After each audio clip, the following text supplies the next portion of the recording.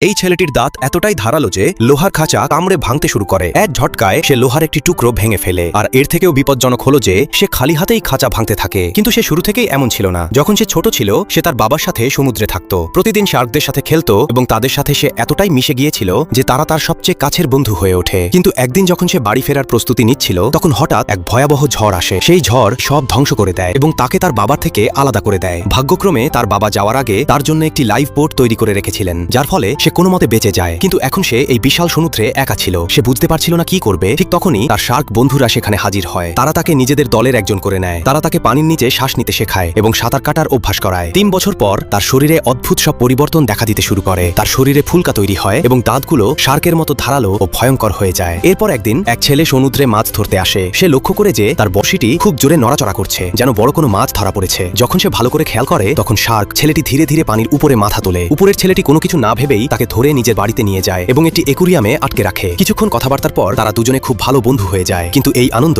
বেশি দিন থাকে না। পার্ট 2 এর জন্য কমেন্ট করুন।